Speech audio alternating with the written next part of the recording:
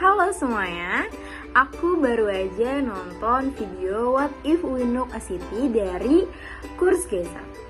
Di dalam video tersebut bukan cuma tentang ledakan, tapi gimana satu kota bisa lenyap teman-teman. Manusianya, hewan, dan kehidupan semuanya ikut musnah.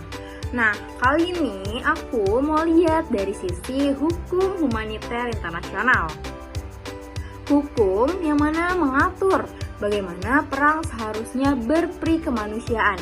Dan yang ditampilkan di dalam video tersebut itu jelas pelanggaran total terhadap hukum perang modern.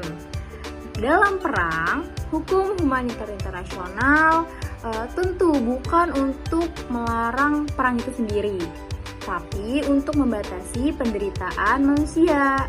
Tapi bom nuklir ia melanggar 4 prinsip dasar hukum humaniter internasional secara brutal. Yang pertama yaitu prinsip kemanusiaan. Perang masih harus menghormati martabat manusia, teman-teman. Tapi bom nuklir justru menghapus kemanusiaan itu sendiri. Radiasinya bahkan menyakiti generasi berikutnya. Dan ini bukan sekadar kekerasan, tapi dehumanisasi total.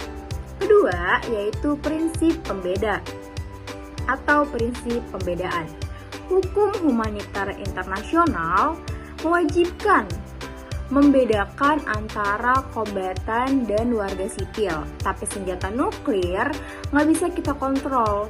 Rumah sakit, sekolah, semuanya hancur tanpa pandang bulu.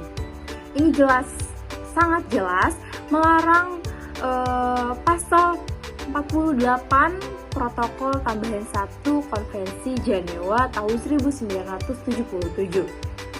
Dan yang ketiga yaitu prinsip proporsionalitas. Serangan militer harus seimbang antara keuntungan militer dan juga kerugian sipil. Tapi bom nuklir lagi-lagi nggak pernah proporsionalitas nih teman-teman, atau proporsional. Nggak ada tujuan militer yang bisa membenarkan kehancuran satu kota dan penderitaan massal. Dan yang keempat atau yang terakhir yaitu prinsip pencegahan atau kehati-hatian. Hukum humaniter internasional mewajibkan langkah untuk meminimalisirkan atau meminimalkan seminimal-minimalnya korban. Tapi begitu tombol nuklir ditekan, tidak ada lagi yang bisa dicegah. Sekali dilepas, efeknya tidak bisa dikendalikan.